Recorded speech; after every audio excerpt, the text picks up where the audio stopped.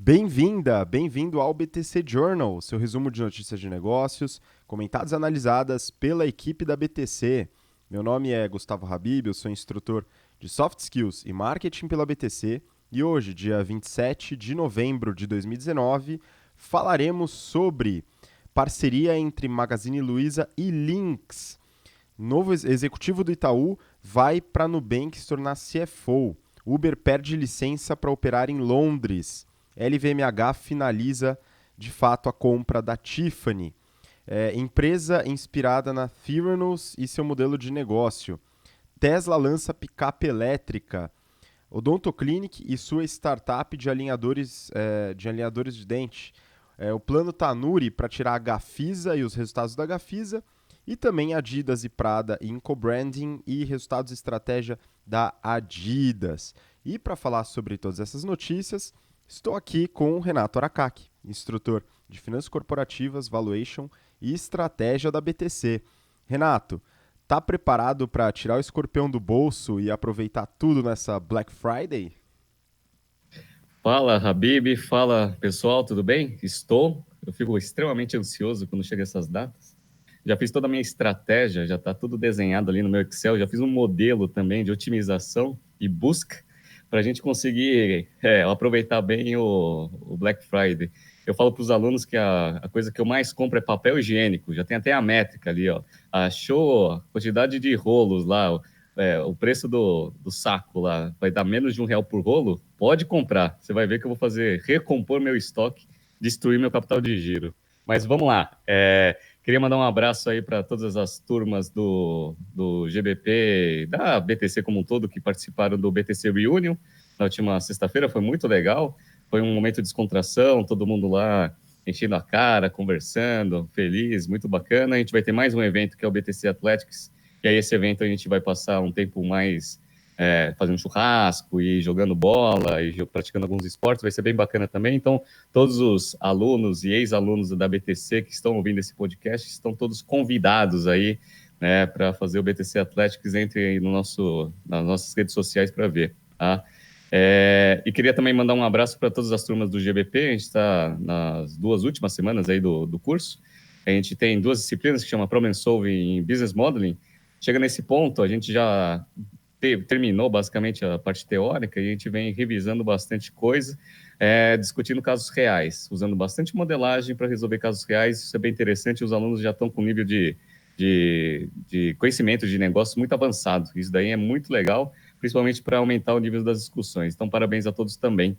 E se você quiser fazer parte das nossas turmas futuras, tanto no General Business Program, General Finance Program, nosso curso de modelagem, nosso curso de apresentação, entre no nosso site www.btcompany.com.br e lá a gente tem todas as turmas abertas para 2020, né? Preste atenção, não deixa passar os prazos e vamos para cima que tem notícia para caramba hoje, hein? Vamos lá, Renato, tem bastante notícia.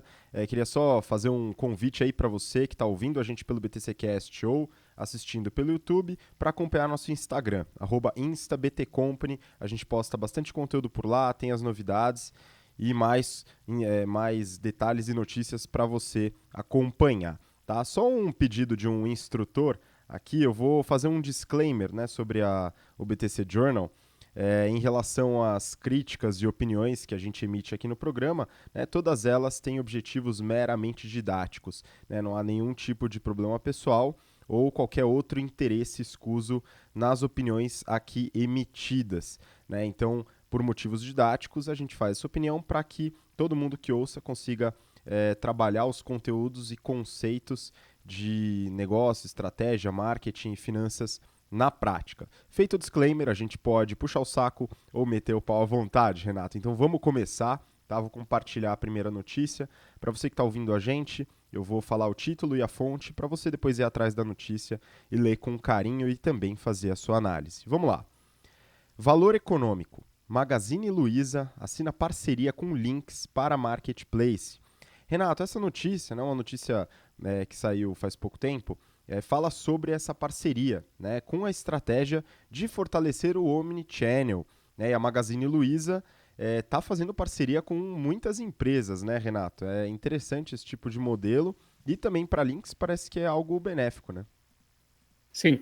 Legal entender que a Magazine Luiza, ela vem, e a gente vem noticiando isso aqui no BTC Journal, ela vem estruturando uma rede de parceiros bem grande para conseguir aumentar a capilaridade da sua operação. Então, a gente falou da terceirização, né, da parceria com a Marisa, dentre outras operações que a gente já mencionou aqui, agora com a Lynx, que é uma empresa que vende sistema, muito forte em sistemas ERP para varejo. A Lynx, ela tem também uma estratégia de diversificação, primeiro fazendo meios de pagamento, foi uma das coisas que eles anunciaram e já tem implementação, né? Já tem implementado, aliás. E essa parte da estratégia Omni, onde ele vem ajudando bastante os clientes a imbuir aí na sua estratégia a parte de multicanalidade. E aí, o que acontece? Essa parceria entre os dois é interessante porque tanto o Magazine Luiza quanto o Lynx têm a ganhar. Magazine Luiza, obviamente, vai ter um parceiro tecnológico que vai conseguir plugar lá no sistema Omnichannel da Lynx e oferecer, né, mais opções para os clientes da Lynx, e ela também vai ganhar mais dinheiro porque vai ter um portfólio muito mais extenso. E a Lynx, obviamente, tendo um parceiro como o Magazine Luiza, conseguindo ter um canal de distribuição e venda muito mais efetivo também, tá? Sem contar a troca de eficiências tecnológicas que ambas as empresas podem ter. Então, isso daí é bem interessante, né? Esse tipo de parceria, aliança estratégica que a gente discute nas nossas aulas de estratégia empresarial. Vamos ver, a Magazine Luiza está criando uma rede de parceiros muito interessante.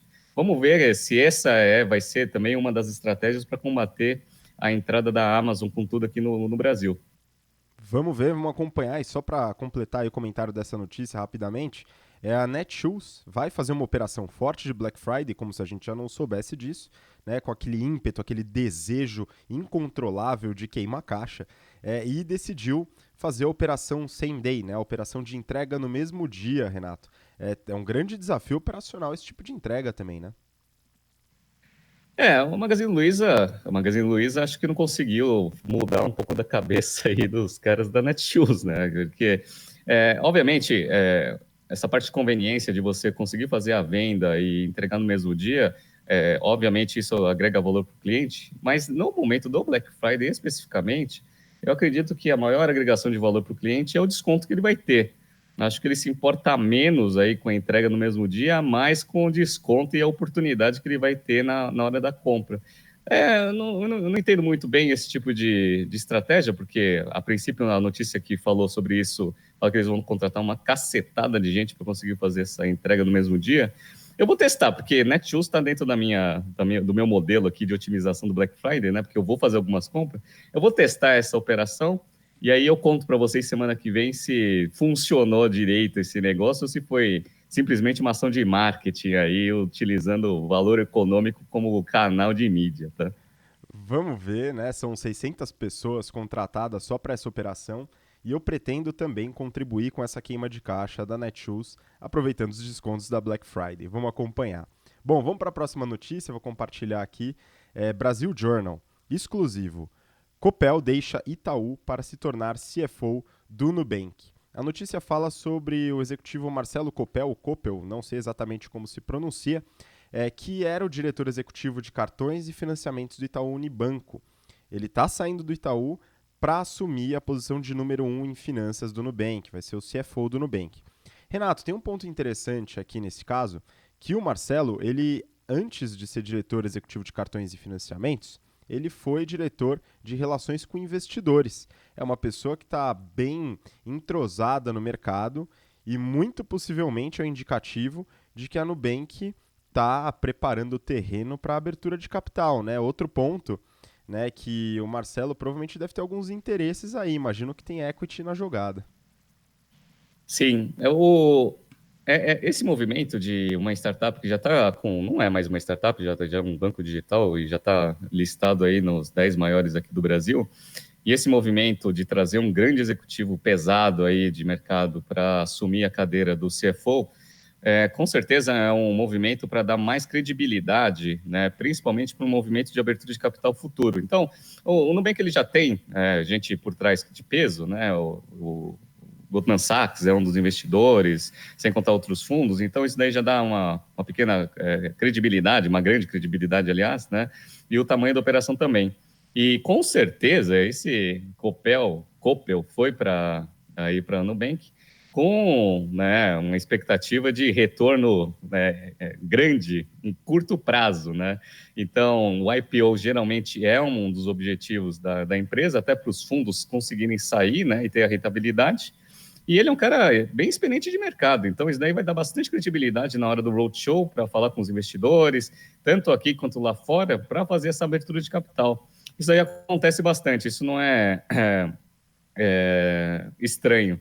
A gente pode pegar o caso mais clássico, que é o caso do Google. O Google, quando ele foi abrir capital, ele foi fundado por duas pessoas técnicas, né? E aí eles chamaram o Eric Schmidt para ser CEO do negócio, para conseguir dar credibilidade, principalmente na gestão do negócio e dar confiança para a abertura de capital, para transformar o Google num negócio não que tecnicamente é ferrado, mas também num bom negócio. E aí, né, a gente vê o resultado, né? Deu certo, virou uma máquina de dinheiro e o negócio tem um valor gigantesco. Então, esse movimento do Nubank é um movimento que geralmente as empresas fazem antes da abertura de capital. Vamos acompanhar. Pois é, Renato, mas agora eu quero fazer uma aposta contigo, valendo aí um pacote de rolo de papel higiênico na Black Friday. Qual bolsa Nubank abrirá capital? Olha, essa daí é uma dúvida bem interessante. O natural seria abrir aqui na B3. No entanto, né, com esse dólar gigantesco, né, que a gente vem passando aí nesses últimos dias, o Brasil está muito barato. Então, tem muito investidor estrangeiro que está bem interessado em investir no Brasil. Se abrir na Nasdaq, que eu acho que vai ser a minha resposta, ele consegue ter acesso a um capital aí em dólar que vai achar que o valuation da empresa está bem barato, ou seja, vai ter uma oportunidade de aumento do valuation. E lá, obviamente, tecnologia é muito bem visto. Esses bancos digitais, fintechs, são muito melhor valorizadas do que os investidores brasileiros. Tanto é que a XP vai abrir capital lá fora. Então, a minha recomendação, minha aposta do meu saco de papel higiênico vai ser na Nasdaq. E a sua? Qual que vai ser? Olha, eu acho a Nasdaq uma bela aposta, né? Talvez eu pensasse nela, mas para diferenciar, vou apostar na B3. O Nubank já está com seus resultados auditados pela KPMG aqui no Brasil. Tem uma série de investidores também aqui no Brasil e acredito que é uma grande possibilidade, dado que já é uma empresa geradora de caixa, apesar de não lucrativa. Se você quiser entender um pouco mais dos números da operação do Nubank, a gente já avaliou a empresa no detalhe, né? Eles fazem toda a divulgação de resultado, a gente avaliou aqui no BTC Journal, dá uma olhada no nosso histórico, né? Então, devido a esses pontos, e aqui no Brasil, a B3, né, a gente tem as empresas com característica de geração de caixa e lucratividade para abrir capital. Na Nasdaq, a gente já vê um movimento diferente, Uber, Lyft, Slack, etc., todas que a gente avaliou aqui também. Então, eu vou ficar com a B3 e aí a gente vê como é que vai se dar essa aposta, beleza? Bom, vamos lá. Então, continuando, próxima notícia, já falando de empresas que queimam caixa, valor econômico. Uber perde licença para operar em Londres. Olha que maravilha, né? Motoristas fraudaram identidade para oferecer serviço. Renato, a notícia fala de uma briga aí do setor de transporte londrino relacionado a Uber, né, fazendo com que ela perca pela segunda vez a licença para operar em Londres. Depois, na primeira vez, ela conseguiu retomar e agora vai ter essa briga. É mais um grande problema operacional para uma empresa que já está problemática, né, Renato? Olha, cada dia que passa, o Uber, né, surge mais um problema para o Uber resolver. É difícil a situação do Uber e é interessante acompanhar bem esse caso, porque a gente fala nas nossas aulas de estratégia que tem lá toda a análise de mercado, etc., e tem um framework que ele fala muito sobre a parte de regulação. A parte de regulação, para principalmente esses negócios digitais novos, disruptivos, ele é um fator extremamente importante, né, para a sustentabilidade futura do negócio. E aparentemente o Uber vem sofrendo bastante com isso, né? Desde o início. A gente anunciou aqui no BTC Journal que lá na Califórnia ele está com esse problema que os reguladores lá estão minimamente obrigando eles a considerar os motoristas como funcionários, que aí vai dar uma bela de uma pancada na parte de despesa deles. Na China, que eles tiveram muita dificuldade de entrar e tiveram que sair, e agora em Londres, aí onde eles vão perder a licença também. Então, é mais um caso interessante para a gente ver que a parte de regulação ela pode afetar a sua estratégia de uma forma extremamente decisiva, principalmente, né, para uma empresa, né, como o Uber. Né? Quem vai sofrer bastante vai ser os investidores do Uber, porque os resultados já não estão bons, já tiveram lá os famosos prejuízos homéricos aí dos primeiros meses desse ano, e agora é mais um problema aí para ele tentar resolver. SoftBank, mais um problema para ele tentar justificar fora o WeWork para os seus investidores, vamos ver. Pois é, Renato, SoftBank, que também divulgou seus resultados recentemente, a gente não avaliou aqui, até pela qualidade gráfica dos seus resultados, né? Mas segundo o próprio SoftBank no seu resultado divulgado, né, falou que todos os números vão subir com uma seta para cima, sem especificar os seus valores. Foi uma brincadeira aquele resultado. Mas enfim, voltando ao Uber, né? Você viu o que aconteceu de fato para que ela perdesse a licença? Teve uma ação específica aí de alguns motoristas, né? Um caso específico que o pessoal do Transporte Londres acabou tendo muito problema, né?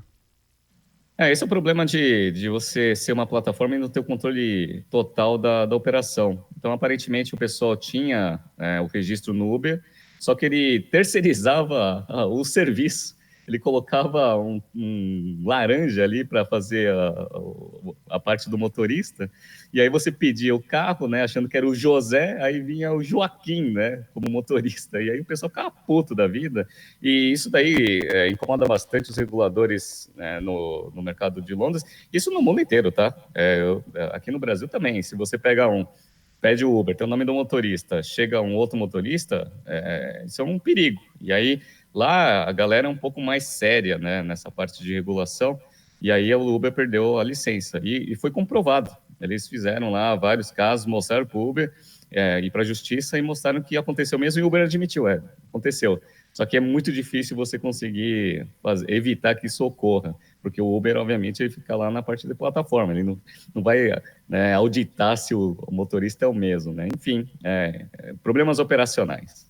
Exatamente. É interessante que essa estratégia de uso de laranja e fazer a rachadinha, ela também acontece nas startups, né? Vamos continuar acompanhando a operação, né, e o que a Uber vai fazer em relação a este problema. Bom, continuando, próxima notícia também do valor econômico. LVMH compra a Tiffany em transação avaliada em 16,2 bilhões de dólares. A expectativa é de que o negócio seja concluído em meados de 2020, após o aval das entidades regulatórias e dos investidores. Renato, a notícia fala da dona da Louis Vuitton, LVMH, que realmente comprou a Tiffany. A gente avaliou aqui no BTC Journal há 2 semanas, se eu não me engano, as duas empresas, né, tanto a LVMH como a Tiffany, essa negociação que estava rolando. E naquele momento que a gente avaliou, a oferta da LVMH tinha sido em torno de 14,5 bilhões. E conforme adiantamos, esse valor deveria subir para fechar. E fechou, né, Renato? Como é que você avalia aí essa aquisição? Bom, em termos de valor, a gente tinha avaliado que o valor estava muito próximo do próprio valor de mercado do negócio no dia. Tudo bem que ele deu uma bela de uma aumentada no dia da oferta, mas ele estava muito próximo. Então a gente tinha certeza, e muita gente no mercado sabia, que essa oferta deveria ser elevada um pouco para conseguir fechar. Eles foram de 14,5 para 16,2, quase 2 bi a mais. Aí o pessoal ficou muito feliz aí e fechou a operação. Para a LVMH vai ser ótimo, porque primeiro, ela reforça a estratégia de diversificação em dois aspectos. Primeiro, na parte de diversificação de produto, ela já tem a sua unidade, várias marcas na parte de joalheria e joias, e ter a Tiffany nesse portfólio vai ser muito interessante. Então, essa parte de diversificação de produto é importante. E na parte de diversificação geográfica também. A gente tinha analisado que eles são muito fortes, né, na Ásia, Europa, Estados Unidos, eles tinham uma presença boa, mas a Tiffany tem uma presença muito forte no mercado norte-americano. Então, ele também vai reforçar bastante a sua receita vindo dos Estados Unidos. Isso também é uma diversificação. Então, a gente ensina nas nossas aulas de estratégia que tem 3 aspectos importantes de diversificação: diversificação geográfica, diversificação de produto, ou fazer as duas coisas ao mesmo tempo. E o LVMH ele vem reforçando bastante esses gaps que ele tem, tanto na parte de portfólio quanto na parte geográfica com a Tiffany. E para a Tiffany vai ser ótimo, porque agora vai fazer parte de um grupo gigantesco, vai ter algumas sinergias bem interessantes na parte de negociação, que ela vai usufruir e aumentar a sua rentabilidade operacional. Foi muito interessante esse caso. Vamos acompanhar para ver como que a Tiffany vai operar e como que ela vai se encaixar nos financials da LVMH. Renato, isso é muito legal e uma coisa que a gente avaliou também naquele momento, e para você que não acompanhou, recomendo que veja o histórico para ver a avaliação das duas empresas, a forma como a LVMH faz a gestão de suas marcas, né? É uma empresa que, além da Louis Vuitton, tem várias outras marcas, a gente lista as marcas aí, boa parte delas no episódio que a gente avaliou, e também exatamente o que você falou, como ela vai se encaixar nos financials, né? Então, para você que tem curiosidade de saber quais são os números, como vendem, e principalmente no caso da Tiffany, né, que a gente imagina que por ser um produto de ticket médio altíssimo, sua margem bruta é muito alta. Dá uma olhada no episódio para ver se realmente é tão alta assim, talvez haja uma certa surpresa. Então acompanhe, né, foi interessante também, gostei dessa aquisição, acho que faz bastante sentido, com uma complementaridade de produto e de representatividade geográfica, muito bom. Vamos seguir na próxima, Renato? Próxima notícia, Época Negócios.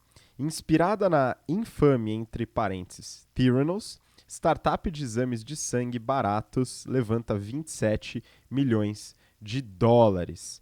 A empresa fala sobre a Truvian Sciences, né, empresa, startup, que promete, com uma pequena amostra de sangue, fornecer resultados de diagnóstico sanguíneo em 20 minutos. Renato, eu tô lembrando de um filme muito antigo, né? Eu sei o que vocês fizeram no verão passado. Isso está muito parecido com a Theranos. E a Theranos é um caso interessante que virou até filme, né? Na HBO, The Inventor, o nome, se eu não me engano em português é O Inventor, apesar de que é uma inventora chamada Elizabeth Holmes que fundou a Theranos, prometendo diagnósticos imediatos com uma gota de sangue. Né, Renato, dá um spoiler aí. Você lembra o que aconteceu no caso da Theranos? Esse caso foi bem emblemático, e a gente mencionou ele aqui no BTC Journal, mas eu vou relembrar a todos. Então, a Elizabeth Holmes, com 19 anos, lá em 2003, ela começou uma empresa que tinha como objetivo pegar uma gotinha de sangue do seu dedo e, a partir dessa gotinha, fazer praticamente todos os exames e tirar todos os diagnósticos possíveis e imagináveis dentro de um equipamento tecnológico que ela ia desenvolver. Esse negócio ganhou bastante marketing, primeiro pelo apelo de saúde, e segundo por ser uma garota nova, 19 anos, e ela tinha uma parte de apresentação muito boa. Então, ela tinha um speaking ótimo, uma presença de palco muito interessante, atraiu muitos investidores de peso. Em 2013 e 2014, a empresa já valia 10 bilhões de dólares, sem conseguir fazer um equipamento, ou seja, só no discurso e nas partes de pesquisas. E depois disso, ele conseguiu ainda um monte de parceria estratégica com um monte de entidade importante. Serviço militar, eles fecharam uma parceria gigantesca com a Walgreens, que é uma varejista interessante, gigante lá nos Estados Unidos, na parte de retail, fazendo a parte de coleta dos exames e dando os resultados nas próprias lojas do Walgreens. E aí o que acontecia? Ela tinha uma dificuldade de conseguir entregar o que ela prometia, porque os próprios técnicos achavam que era impossível fazer isso, né, com uma gotinha de sangue você conseguir tirar todos os diagnósticos possíveis e imagináveis. Então o que ela fazia? Dado que o equipamento dela não funcionava, ela pegava o exame, mandava para uma clínica que fazia o método tradicional de exame de sangue e aí mandava o resultado. Ela terceirizava, né, a parte operacional, então ela ficava só com, né, o brand, era praticamente um marketplace. Essa menina era um gênio, ela criou o marketplace do exame de sangue há 5 anos atrás, né, fantástico. Só que aí fizeram uma investigação, viram que a empresa ela não tinha o equipamento e enganava o consumidor. E aí a SEC também entrou forte nisso daí, porque vários investidores foram lesados, porque as promessas não foram cumpridas. E no ano passado, em 2018, a empresa fechou e ela tomou uma bela de uma multa e teve que devolver todo o dinheiro que ela conseguiu dos investidores. E esse caso aí, quando eu li essa notícia, eu achei muito interessante, porque a proposta é um pouco diferente, mas não é tão diferente assim. Você falou lá eu sei que vocês fizeram no verão passado, tá muito parecido. No entanto, eu sei que evolução tecnológica, ela acontece em alguns passos, dependendo do setor, em passos exponenciais. A Theranos, ela não conseguiu resolver o problema técnico até 2018. Não sei se evoluiu tanto assim a tecnologia em 2019 para 2020, mas existe sempre a possibilidade. Vamos acompanhar esse caso para ver se não vai ser mais um caso de fraude ou se vai ser agora, né, um caso que vai comprovar que timing é importante nessa parte de tecnologia. Vamos ver. Mesmo sendo muito parecido, não dá para afirmar ainda que é uma fraude. Pode ser que a tecnologia, nesses últimos anos, pode ter contribuído para isso, e a equipe mudada, e não sendo mais uma gota de sangue, mas uma pequena amostra, pode ajudar. Então, vamos avaliar aí ao longo do tempo como se dá o desfecho, né, ou a continuidade da Truvian Sciences. Bom, continuando, próxima notícia, é, aqui do valor econômico. Tesla lança picape elétrica, mas vidros de janelas quebram em teste de apresentação. Então, nessa semana, o Elon Musk apresentou a sua picape elétrica chamada Cybertruck, né, que promete aí uma autonomia só com baterias de 804 quilômetros, que é algo impressionante. Né? A picape ela tem um design peculiar, né, de gosto duvidoso, vamos dizer assim. E, Renato, o mais interessante foi na apresentação, onde os vidros inquebráveis se quebraram. E o Elon Musk ficou um pouco sem graça e falou que ia consertar. Né? Essa apresentação foi um fiasco, mas parece que não foi a primeira vez que acontece isso no mundo da tecnologia, né? Não, essas apresentações de produto, elas são sempre acompanhadas de muita atenção, porque acontece alguns problemas e isso daí não é só a Tesla. Eu lembro que no iPhone, o Steve Jobs, ele estava apresentando o iPhone 4, mostrando que a rede agora, a parte de antena era muito melhor, aí na parte do teste a rede deu pau, ele não conseguiu conectar, né? Então, obviamente, ficou constrangido. A parte mais recentemente no iPhone X, eles estavam mostrando lá o Face ID, como o Face ID é fantástico e tal. Eles foram fazer o teste lá em palco, na frente de todo mundo, e o negócio começou a dar pau. Mas o que eu mais gosto é o da Microsoft. Quando a Microsoft tinha lançado o Surface, estava prometendo que o Surface, o tablet deles, tinha integração com o Windows, então ia ser a melhor integração que o Windows poderia ter com hardware, etc. E aí ele estava apresentando, o Windows deu pau, né?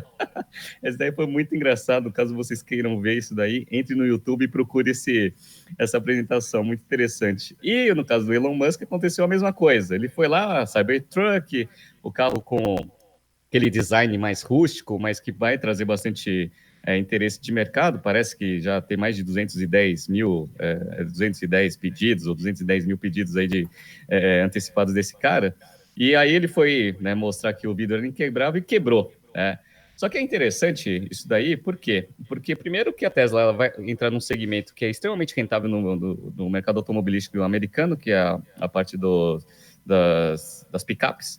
Então, a GM e a Ford são líderes nesse segmento, e ele vai entrar com um produto aparentemente, né, tudo bem que o design é muito futurístico, mas num segmento forte. Ele está trazendo bastante a agregação de valor de marca que ele conseguiu construir na parte de carros elétricos e com a satisfação dos clientes com os carros que ele tem. Então, lá o Model 3, toda a SUV e todos os carros que ele tem, aparentemente o pessoal gosta muito. E ele está trazendo toda essa agregação de valor aí para a parte de picapes. Tanto é que já tem bastante gente fazendo encomenda do negócio. Então, o Elon Musk é bem interessante, ele é muito eficiente nessa parte de branding. Muito, muito mesmo. Tanto é que quando você fala de carro elétrico, ninguém lembra da Toyota, que foi uma das primeiras a fazer teste com carro híbrido, nem com a Nissan, que tem o Leaf, que é o carro elétrico, era o carro elétrico mais vendido do mundo. Todo mundo lembra de quem? Lembra da Tesla. Isso daí o Elon Musk é muito bom. De fato, genial. Isso é uma coisa que eu ia falar com você. A Tesla, de certa forma, monopolizou a, a questão sustentável dentro dos veículos, né, com carro elétrico, apesar de não ser pioneira, né, e longe de ser pioneira. Então você tem todas as indústrias asiáticas, Toyota e Nissan aí, como você comentou, liderando aí nisso. A GM e a Ford vão desenvolver suas picapes elétricas também. A GM já tem veículos elétricos, como o Chevrolet Volt, né? Mas quem é conhecida por carros elétricos é a Tesla. Então essa parte de marca, de branding, certamente foi responsável pelos 210 mil pedidos pré-venda, né? E aí eu lembro, Renato, de um livro que você me indicou, que é o Customer Funded Business, né, que fala sobre um negócio baseado e financiado pelo cliente. De fato, aqui é financiado, né, dado que ele consegue a pré-venda, uma coisa inimaginável. Pelo menos eu nunca pensei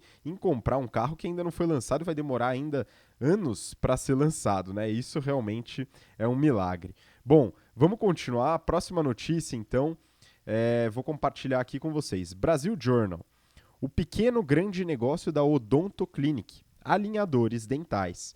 Odonto Clinic é uma empresa do setor de odontologia no Brasil, né, e desenvolveu internamente uma startup, e a notícia comenta aqui, fala sobre o investimento, cerca de 10 milhões de reais, para desenvolver esse modelo de negócio de uma empresa chamada Elevel, ou Elevel, tá? Também não sei exatamente como se pronuncia, preciso dar uma olhada aí no marketing, nos vídeos. Mas a empresa desenvolve alinhadores dentais, que é um mercado, Renato, que a gente já avaliou aqui. A gente viu os resultados da Smile Direct Club, que abriu capital, a gente avaliou os números da empresa que desenvolve esses alinhadores dentais. E também falamos sobre a competição com a Align Technology, que é a responsável pelo Invisalign, um dos produtos de alinhadores aí mais conhecidos no mercado.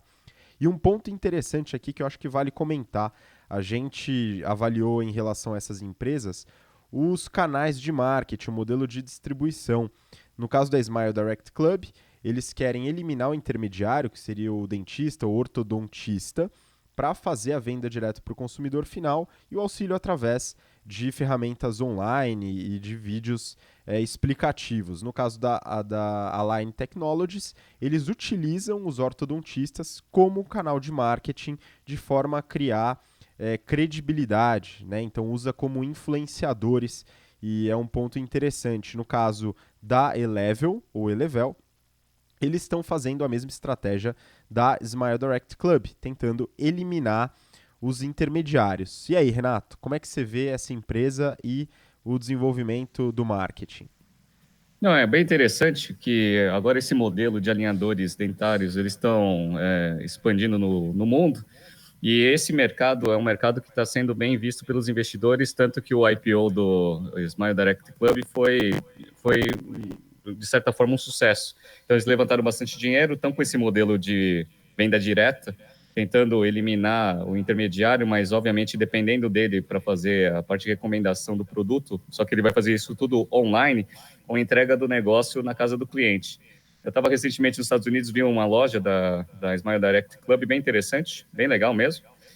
Só que, obviamente, tem aquele problema da credibilidade do modelo. Então, a Line Technology, que aqui no Brasil ele usa a marca Invisalign, ele tem um modelo diferente. Ele usa o próprio ortodontista como influenciador e vai ser aquela pessoa que vai acompanhar a evolução do tratamento, né?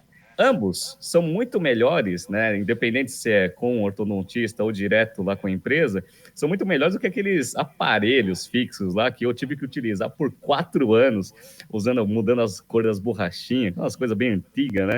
Então, a princípio, esses alinhadores têm uma eficiência melhor, né, em termos de tempo e até de resultado. E agora isso daqui está vindo para o Brasil. Só que aqui no Brasil a gente já tem a Invisalign. Então, vamos ver como que essa Elevel vai trabalhar tanto na parte de posicionamento e vamos ver se tecnicamente o produto é bom, porque quando a gente analisou as duas empresas, a gente via que ambas investiam pesadamente em P&D para conseguir fazer tanto a parte de scan da arcada dentária e, obviamente, para conseguir desenvolver bem os alinhadores futuros para ter o resultado esperado.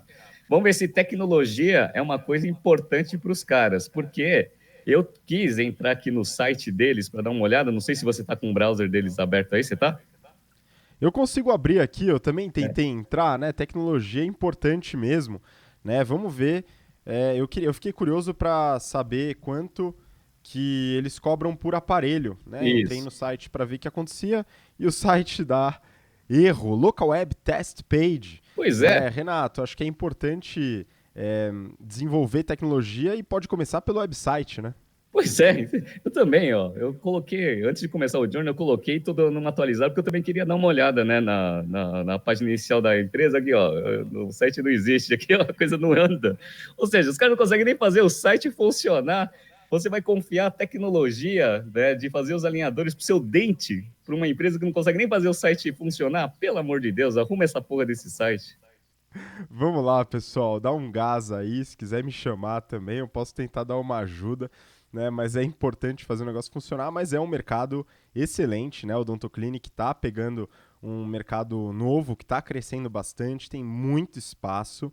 Tem concorrentes no Brasil já, SoulSmile, o Smiling e a Invisalign, né? Então é um produto interessante, a gente deve acompanhar esse mercado também. Bom, vamos seguir para a próxima notícia, vou compartilhar aqui na tela. O título é o seguinte, é o Brasil Journal. O plano de Tanuri para tirar a Gafisa do buraco. Né, a reportagem fala do investimento do Nelson Tanuri, que agora controlando aí a Gafisa. A Gafisa é uma empresa que está com muita dificuldade e o Nelson Tanuri é uma pessoa que adora investir em empresas com dificuldade. Recentemente investiu na Oi, né, e já passa por esse processo há alguns anos.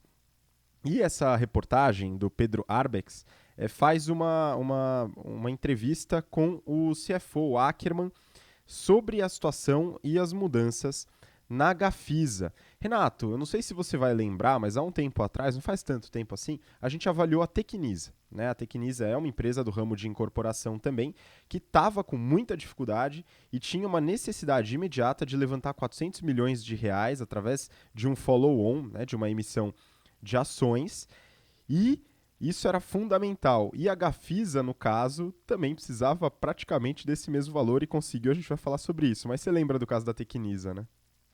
Lembro, inclusive a gente comentou da Tecnisa e do segmento. O segmento ele sofreu muito com essa retração econômica do Brasil e ela vem ganhando um pouco de respiro e os investidores vêm enxergando luz no fim do túnel por duas coisas. Primeiro, porque existem sinais que a economia ela vai começar a melhorar de forma mais consistente no Brasil. Isso cria uma expectativa forte para o segmento aí de corporação. E o segundo é a taxa de juros baixíssima, o que faz, de novo, o pessoal enxergar tanto a parte de financiamento quanto a parte de investimento no segmento como algo interessante. Então, esses dois pilares, né, economia melhorando e taxa de juros muito baixa, vem dando uma animada aí nos investidores e nas empresas do segmento. Isso, né, reflete no quê? Na Tecnisa conseguindo levantar bastante dinheiro aí no seu follow-on e na Gafisa também conseguindo fazer esse levantamento aí de capital para conseguir acertar um pouco da operação. Por quê? Porque essa galera passou por um calor de resultado nesses últimos trimestres e acho que a Gafisa, né, é um caso bem emblemático desse calor, né? Pois é, bem emblemático, passa por muitas dificuldades e está tentando se reestruturar. Eu dei uma analisada nos resultados e também na entrevista tem alguns pontos aqui que eu acho que vale a pena comentar, Renato. Então, só para começar aí com o histórico, para o pessoal entender um pouquinho mais da Gafisa, né, ela foi fundada em 1954 com o nome Gomes de Almeida Fernandes. Né, então, ela começou lá em 54, logo depois mudou, Gomes de Almeida Fernandes GAF, né? Em pouco tempo mudou para Gafisa e Imobiliária depois. Em 97, o GP Investimentos realizou um aporte, né, virou controlador e a Gafisa se tornou a Gafisa SA. Em 2006 houve o IPO e em 2007 a Gafisa fez um investimento bastante relevante. Ela adquiriu 60% da Alphaville, que é a empresa gigante aí de urbanismo que tem lotes e comerciais e residenciais pelo Brasil inteiro. Né? Esses 60% da Alphaville eles adquiriram por quase 200 milhões de reais. Em 2013, eles fizeram um desinvestimento, né? Venderam 70% do que eles tinham na Alphaville para o Pátria e para Blackstone. Né? Então, eles mantiveram uma parcela ainda na Alphaville, que ainda reflete nos seus resultados, e uma parte interessante agora é que eles desinvestiram completamente, venderam os 30% restantes que eles tinham na Alphaville pelo valor de 100 milhões de reais para dar uma bombada no caixa e reduzir o endividamento. Né? Então, outro ponto, né, que a gente comentou já, eles fizeram uma nova emissão de ações em duas etapas, a primeira no primeiro semestre, a segunda que terminou agora, completando aí no ano 400 milhões de reais em emissões de ações para poder fortalecer também o seu caixa. Né? A ideia é reduzir investimento e tentar trabalhar em novos lançamentos, coisa que a Gafisa não faz muito tempo. Né? Tá tentando se livrar dos estoques aí que estão bem altos. E falando em endividamento, né, que é um tema bastante importante, né? Incorporadoras acabam se alavancando bastante pelo fluxo de caixa dos projetos que a gente avalia nas aulas do GBP, e tem casos, inclusive, práticos tratando disso. Hoje ela está com uma dívida líquida sobre patrimônio líquido de 46%. Né? Em relação ao segundo TRI, ao meio do ano, estava 102%, então reduziu, beleza. Né? Mas o índice que a gente gosta bastante, né, Renato, dívida líquida sobre EBITDA, esse tá uma lástima, né? Tá chegando aí, se a gente analisar o EBITDA, depois eu vou falar o número, né, nos 9 meses é em torno de 20 milhões, né, se analisa com uma dívida líquida de 350 milhões, dá um EBITDA próximo de 10 vezes, aí, uma dívida líquida sobre EBITDA próxima de 10 vezes, o que é um absurdo. Né? Mas tem um ponto interessante em relação à dívida das incorporadoras, é que boa parte da dívida está relacionada a projeto. No caso da Gafisa, o CFO coloca que 90% está atrelado a projeto. Ou seja, é uma dívida que é abatida com a venda das unidades. Só que essa dívida corresponde a um resultado financeiro que prejudica o resultado, fazendo com que a empresa se torne deficitária nesse caso. Né? Então, o que eles estão fazendo? Primeira coisa, venda da desinvestimento no Alphaville, que eles fizeram, a nova emissão de ações para gerar caixa, e contrataram duas consultorias, Renato. A Falcone, para poder realizar o turnaround, que eles já estão realizando, né? Então, seguindo nessa estratégia de redução de despesa e otimização de processos, e também a Bain Company, para poder fazer um mapeamento de mercado e entender como atuar em novos mercados além da incorporação. Um deles que eles pensam em atuar é desenvolvimento logístico e outro são serviços voltados para o mercado imobiliário. Então vamos lá, alguns financials aí para a galera ficar ciente da Gafisa. Peguei dos 9 meses de 2019, acumulados 9 meses, e comparei com os 9 meses de 2018. Tá? Receita líquida, 284 milhões contra 753 no mesmo período do ano passado, uma queda de 62% abissal na receita. Margem bruta, 28,7%, teve um aumento de 7,1 pontos percentuais em relação ao período do ano passado. Né, isso é interessante pela redução de custos. Despesas de vendas, olha a Falcone passando a faca. 12 milhões, uma queda de 84% em relação ao mesmo período do ano passado. E despesas administrativas, 32 milhões, uma queda de 48%. Isso é o resultado do turnaround que está acontecendo. Acho que é difícil reduzir mais do que isso, mas é um trabalho que foi necessário. EBITDA, como eu falei, 21 milhões versus 70 milhões do mesmo período do ano passado, uma queda de quase 70%.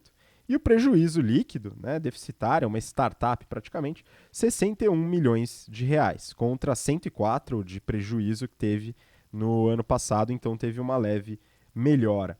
Tá? Falando das receitas, é interessante a gente abordar esse ponto, porque é um pouco diferente das empresas geralmente. Né? A gente tem as vendas brutas, então a empresa ganha dinheiro basicamente com a venda das unidades prontas. Né? Ela faz o desenvolvimento, vende as unidades, com isso consegue sua receita. Mas ela é subtraída do distrato. Né? Então a parte dos distratos, a desistência do cliente final na venda é algo relevante no resultado. Né? E os distratos tiveram um bom resultado, houve uma queda no volume de distratos. Isso devido à renegociação com clientes, então teve aí uma redução nos preços para evitar que os clientes cancelassem os seus contratos. E tem também, provavelmente afetando bastante, a nova lei dos distratos. Renato, você deu uma olhada, né? A lei, se eu não me engano, foi sancionada esse ano, né? O ano passado. Sim, a lei foi sancionada no final do governo Temer, em 2018, e ela dá um pouco de segurança para as incorporadoras na parte de comercialização. Como funcionava antes? Basicamente, se você comprasse um apartamento na planta e depois lá, né, na obra feita, você desistisse, você tinha no mínimo ali, né, algo em torno de 90% do valor que você tinha investido, a consultora tinha que te devolver. E aí, o que o pessoal fez com essa brecha aí de lei, né, de regulação? Eles começaram a especular. Então, o pessoal comprava lá os apartamentos na planta, esperavam, né, para ver se o metro quadrado valorizava e o empreendimento também na parte do lançamento. E aí, se tivesse valorizado, ele realizava o investimento, depois vendia. E se não tivesse feito, né, a rentabilidade que ele queria, ele simplesmente entrava no distrato com 90% de garantia do investimento que ele tinha feito. Então, o pessoal começou a especular muito nesse setor, que, né, ajudou a aumentar bastante o valor por metro quadrado, e isso as construtoras e incorporadoras ficaram bem felizes. No entanto, né, com o momento, isso quando o mercado está crescendo é ótimo. Agora, quando o mercado dá uma retração, todo mundo começa a utilizar o distrato como segurança para o capital investido, e aí, obviamente, a incorporadora se ferra. E aí foi feita essa nova lei para dar um pouco mais de restrição nesse valor devolvido. Então, isso, com certeza, deve ter ajudado bastante no resultado, não só da Gafisa, né, na redução dos distratos, quanto de todo o setor, porque isso era uma coisa que estava batendo bastante na rentabilidade das empresas. Então, mais um exemplo aí de regulação sendo decisivo aí nos resultados operacionais de um segmento de umas empresas. Pois é, de uma forma diferente, como no caso da regulação da Uber que a gente falou, mas também é o aspecto regulatório que faz parte da estratégia, bem lembrado. Vamos lá, estoques, né? A Gafisa então está sem novos lançamentos, mas tem uma série de unidades não vendidas. Esse é o estoque que hoje vale 966 milhões, é quase 1 bi de apartamentos e unidades não vendidas que eles têm que vender para poder ter isso na receita. Né? E teve uma queda de quase 10% em relação ao segundo TRI de 19, esse valor de estoque, por redução no valor dos imóveis. Né? Isso daí é uma coisa realmente prejudicial para eles, mas o estoque está alto, eles conseguem vender aí, provavelmente com alguma estratégia de Black Friday, quem sabe, né? Vai saber se eles fazem isso com apartamentos, mas é importante a renegociação dos valores para venda. Eles têm um Land Bank, né? Land Bank é o banco de terrenos, ou a expectativa de novas construções, né? Dado que eles têm interesse em desenvolver novos lançamentos, né? E com esses terrenos eles têm uma expectativa, um valor geral de venda, né, o VGV, estimado de 3,8 bilhões. Né? Então existe a expectativa de ter essa receita futura através desse banco de terrenos e com as unidades que seriam construídas em cima deles, mas aqui eles têm que fazer análise, né? Se realmente eles vão conseguir lidar com a empresa até lá para fazer o uso desse land bank que eles têm, que é bastante interessante, ou se talvez eles tenham que fazer novos desinvestimentos também nos seus terrenos, diminuindo consequentemente o VGV estimado futuro. Então é uma análise e uma decisão estratégica que deve ser tomada baseado nos resultados financeiros dos próximos trimestres. É uma empresa que gerou caixa, Renato, então tem 68 milhões de caixa operacional, né, no final do resultado, isso nos 9 meses, né? Mas é interessante, na reportagem eles falam sobre problemas com fornecedores. Tiveram problemas também com funcionários, muita gente que saiu da empresa por causa dos problemas financeiros, e com fornecedores. E no próprio fluxo de caixa tem lá contas a pagar e fornecedores aí em valores de quase 100 milhões de reais, e no balanço patrimonial mais de 120 milhões de contas a pagar e fornecedores a pagar. Então eles devem fazer uma estratégia aí e ver se começam a pagar em dia os fornecedores para poder retomar sua credibilidade. Então a situação é essa da Gafisa, ela está com muita dificuldade, mas está fazendo a lição de casa, contratou 2 consultorias. Eu acredito que isso dá um peso também para o mercado, né, em relação às consultorias e a esse tipo de decisão estratégica, né, Renato? Não, sem dúvida. Uma coisa que é importante analisar desse setor é o seguinte: o pessoal nem usa tanto, usa, mas não é tão relevante como as próprias análises que a gente já fez aqui no BTC Journal, da dívida líquida sobre EBITDA, que você falou que está próximo de 10, 11, esse indicador.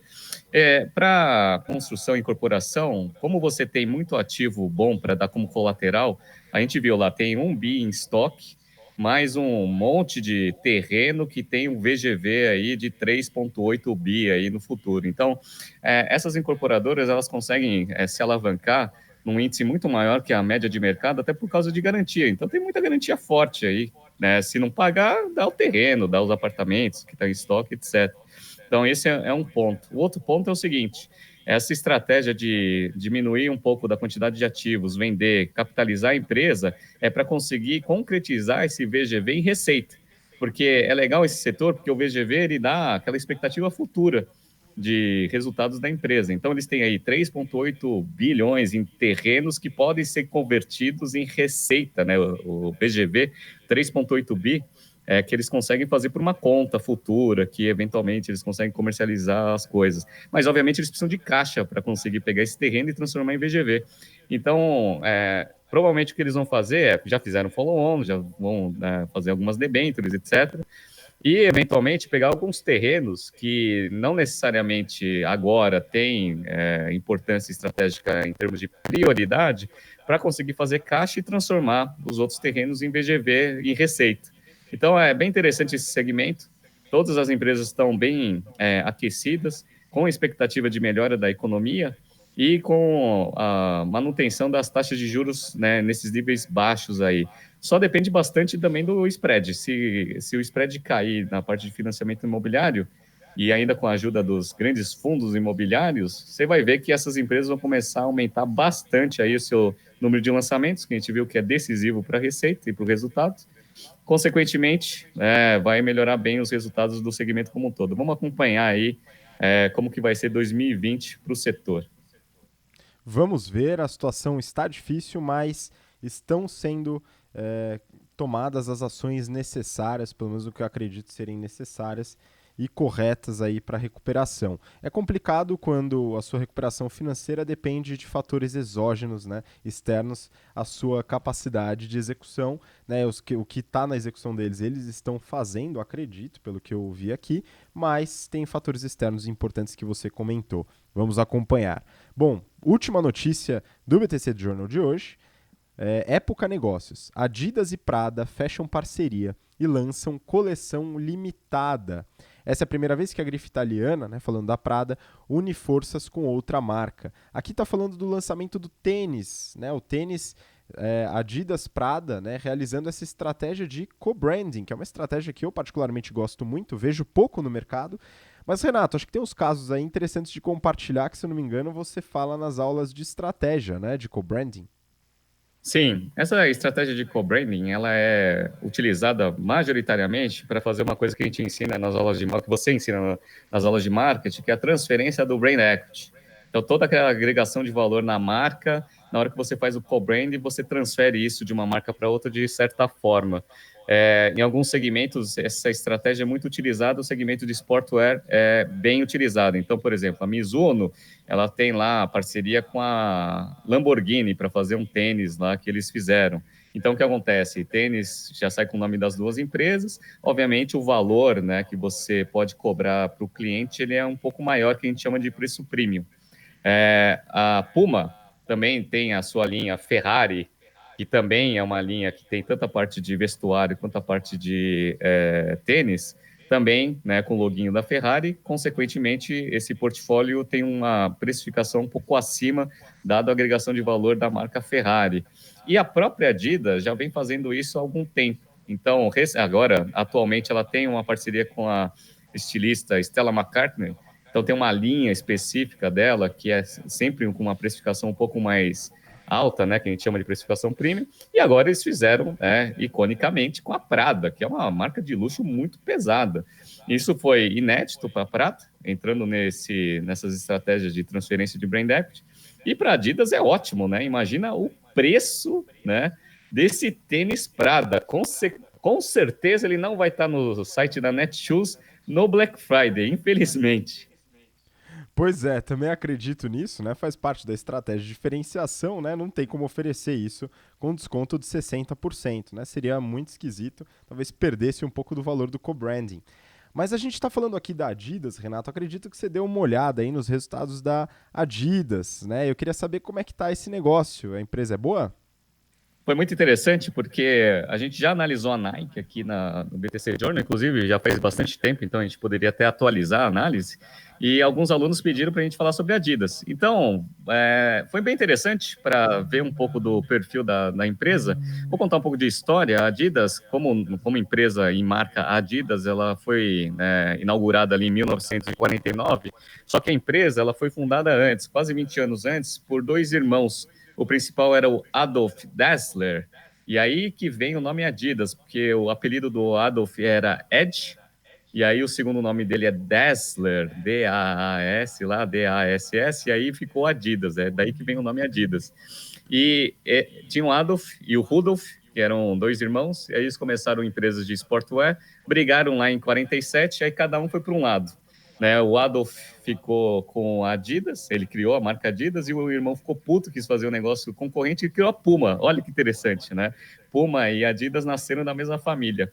E aí a Adidas foi crescendo, se profissionalizando e expandindo suas operações por meio de aquisições, né? Começando na Alemanha e depois, obviamente, para o mundo inteiro. A aquisição mais relevante foi em 2005, onde a Adidas ela comprou a Reebok por 3,8 bilhões de dólares.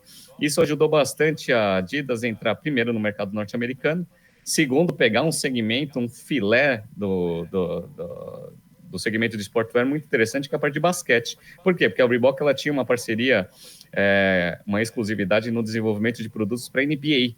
E aí, obviamente, com a aquisição, a Adidas foi lá e renovou esse negócio. Agora, a NBA nos Estados Unidos, que é um esporte extremamente popular lá, é da Adidas. Olha que interessante, que é o mercado onde a Nike domina. Então, isso daí é bem interessante. Agora, vamos ver um pouco da parte de números.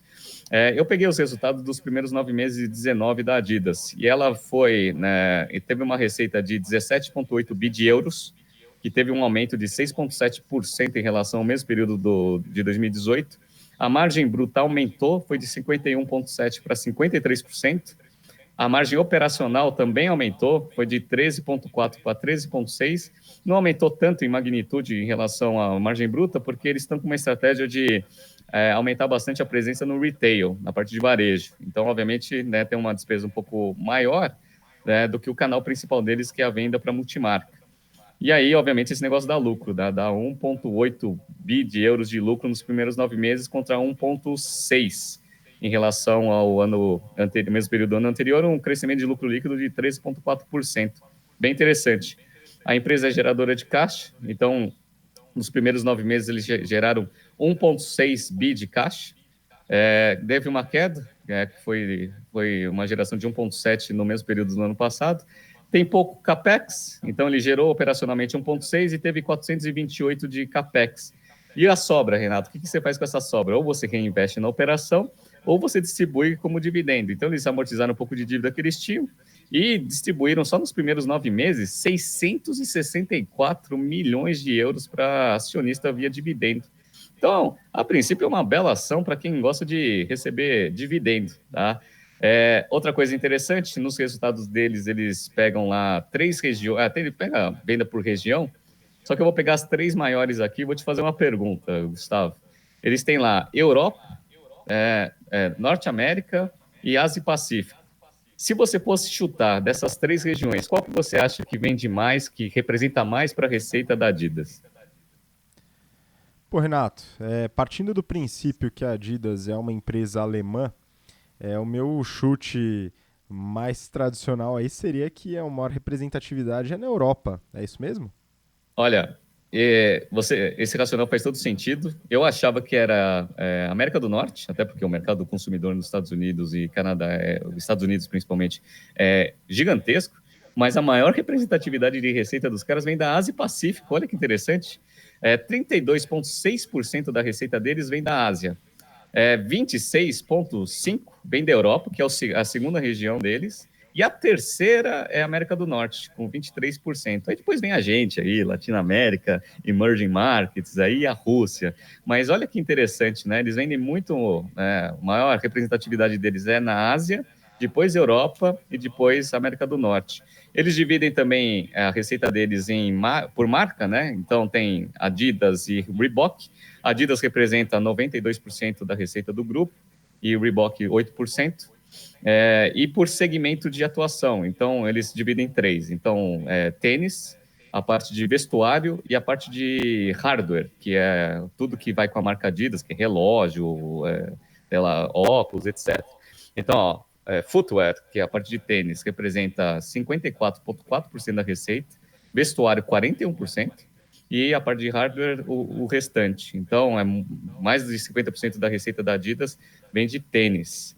E eles vêm aumentando bastante a presença no retail. Então, eles vêm, né, com essa estratégia que a Nike também está fazendo de ter a parte de varejo dentro da operação, não depender dos canais de distribuição propriamente dito. Então, retail para eles já representa 30% da receita total dos caras. Número de lojas físicas é 2.477 no mundo e vem crescendo a cada trimestre. E o canal que mais cresce ainda é o e-commerce, cresceu 14% em relação ao mesmo período do ano anterior, mas as lojas físicas da marca Adidas cresceram 11% e da Reebok cresceram 13%. Então, eles vêm crescendo em praticamente todos os aspectos. Eu li uma reportagem que fala que a Adidas é a marca que mais cresce, né? Em relação a alguns segmentos importantes em comparação com Nike e todas as outras empresas. Interessante, não sabia que a Adidas era tão bem estruturada, tanto na parte de estratégia e com os financials tão interessantes. Tá? Então foi bem legal aqui para analisar essa empresa. Renato, e uma dúvida que eu tenho em relação à competição.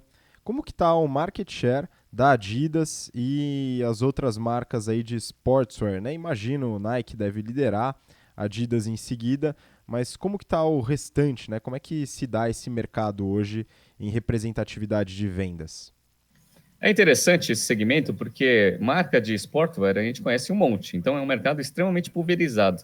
Mas apesar de ele ser pulverizado por ter muitos players atuando, existe uma grande concentração de participação de mercado nos dois primeiros players, que é Nike e Adidas. Eu peguei uns números de 2018 só para dar uma noção aí para o pessoal. A receita da Nike como um todo, lá em 2018, ficou próximo ali de uns 33 bi de dólares. Jogando para dólar a receita da Adidas, você consegue ter ali um número em torno de 23. Então, você já vê uma grande diferença, né? Quase 10 bi de diferença entre o primeiro e o segundo. Legal. Só que aí que vem a grande peculiaridade desse segmento, apesar de ser pulverizado. Puma, que é o terceiro, ele tem uma receita de 5 bi.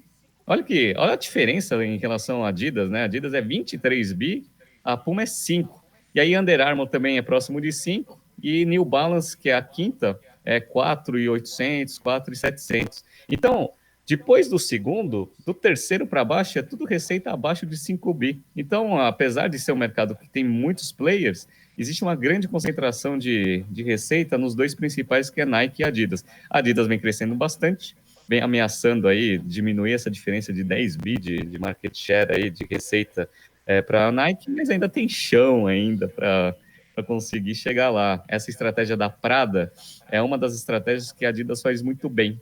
E a Nike, ela também faz esse tipo de estratégia. Vamos ver aí, né? Cada um se posicionando bem em cada esporte, vai apostar bastante aí no crescimento. Eu aqui no Black Friday, só para a gente, já dado que a gente está fechando o BTC Journal, eu adoro New Balance. Então, eu já estou no meu modelo de otimização ali do Black Friday, tem lá o site da New Balance, lá eu vou ver o que eles vão promocionar para ver se eu troco os meus tênis velhos.